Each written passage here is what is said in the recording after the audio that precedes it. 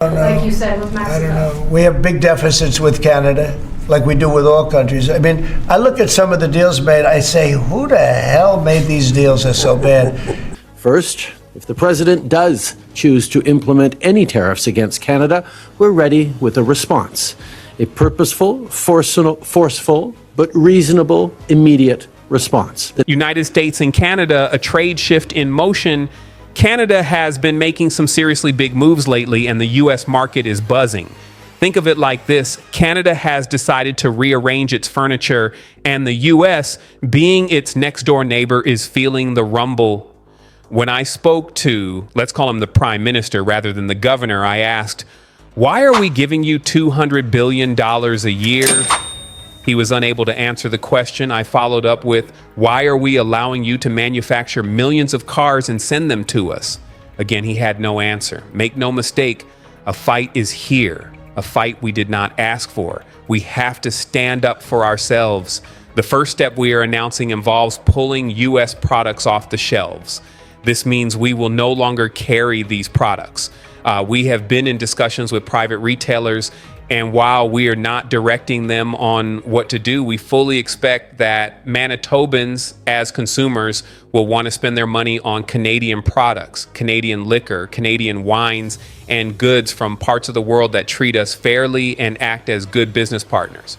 Essentially, Canadians are changing how they spend their money, and the government is tweaking the rules of trade. This shift is shaking up the usual back and forth between the two countries. We are not just talking about a small bump in the road. This is a real transformation. Let's break down how this shift is disrupting the status quo and what it might mean for the future of U.S.-Canada business relations. It's like watching a drama unfold, but with trade deals and economic policies instead of actors. The impact of tariffs. The impact of tariffs hit hard and fast. When the U.S. imposed a 25% tax on most Canadian imports, it sent shockwaves through the economy almost overnight. Canadian consumers began turning away from American goods, not just slightly, but in a massive wave of rejection. Sales of U.S. products in Canada dropped nearly 20% in just 1 month. That's a staggering figure, showing just how quickly people can take a stand when national pride is at stake. These harsh tariff policies sparked a nationwide backlash. Canadians rallied around their local products, and the message was clear: we value our homegrown goods. Supermarkets were covered with signs urging shoppers to buy Canadian. This was no fleeting trend. It was a movement. The Buy Beaver app, designed to help consumers identify Canadian-made products, saw a surge in downloads. In just 2 weeks, it surpassed 35,000 downloads. Clearly, Canadians were taking action and making conscious choices in their shopping habits. A shift in consumer preferences. This shift in consumer preferences marked a profound change in how Canadians viewed their purchasing power. With 85% of consumers now preferring Canadian-made products, the retail landscape began to transform. Supermarkets were filled with local options, and American imports struggled to find shelf space. But this wasn't just about avoiding tariffs. It was about national pride. People wanted to support their own economy. The idea of buying local became a badge of honor, an act of empowerment.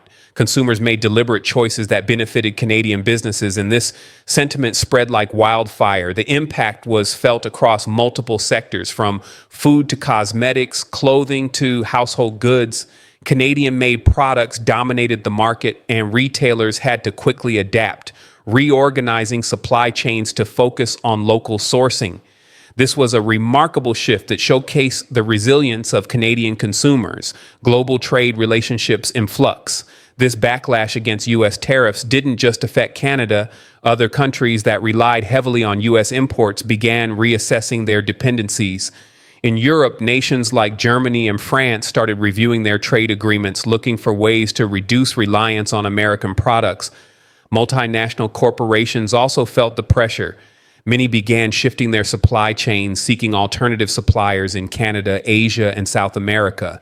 This wasn't just a knee-jerk reaction to tariffs. It was a strategic pivot in global business operations. Companies had to adapt or risk falling behind.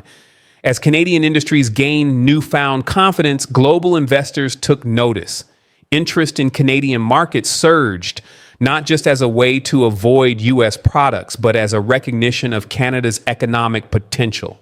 The world was waking up to what Canada had to offer. A government response and the road ahead, the Canadian government responded swiftly to U.S. policies. Condemning the tariffs was just the beginning. The real shift came from the ground up as consumers and businesses made their voices heard. The government supported this shift, promoting local industries and encouraging a stronger, self-sustaining economy.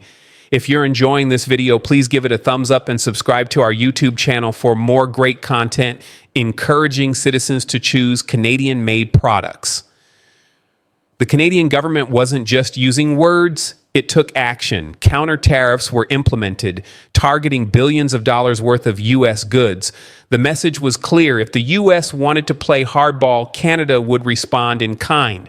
The Canadian economy began adapting as businesses restructured their strategies to thrive in this new landscape. Farmers and manufacturers ramped up production to fill the gaps left by U.S. imports. Retailers prioritized domestic products, and online marketplaces saw a surge in demand for locally made goods. The response wasn't just reactive, it was proactive. This shift set the stage for a new economic reality. The rise of local products. One of the most defining features of this economic shift was the rise of local products.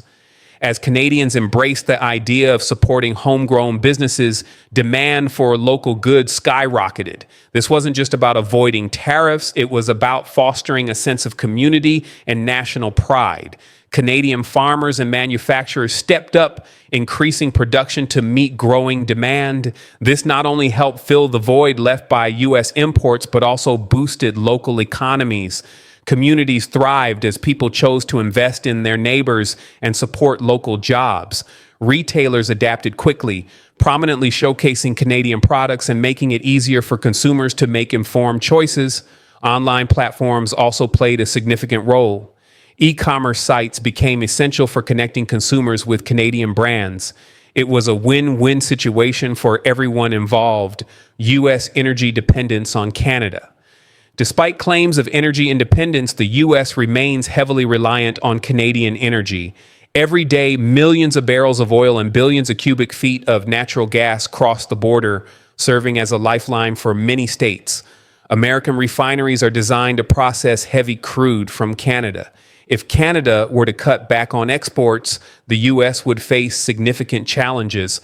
Prices would spike and energy stability would be at risk. Natural gas is another critical area. Canada supplies a substantial portion of the gas needed for heating and electricity in the U.S. Any disruption in this supply could lead to widespread blackouts and soaring energy costs across the country. Tesla's tariff turmoil. In a bold move, Canada has proposed a 100% tariff on Tesla vehicles, a statement about the future of the North American auto industry. Tesla, which dominates the electric vehicle market, stands to lose heavily if this tariff is enacted. The implications are massive. A price hike could push Tesla cars out of reach for many Canadian consumers, leading to a sharp decline in sales and a significant hit to Tesla's bottom line. Major players like Ford and GM could also see disruptions in production and sales as the market adjusts to these new realities. The potential fallout from the trade war extends far beyond Tesla. The entire North American auto industry could face serious challenges if tariffs continue to rise. Production could slow, leading to job losses and economic instability. As companies scramble to adapt, the focus will shift. Innovation and efficiency will be key to surviving this new landscape. Consumers will also feel the impact. Prices may rise, choices may dwindle, and the push for electric vehicles could slow down. The future of the auto industry hangs in the balance as trade tensions escalate. If you're concerned about your financial security and thinking about investing, check out the first link in the description. It's the platform I use, Interactive Brokers. Click the link to learn more. We hope you found this video helpful. If you did, please like and subscribe.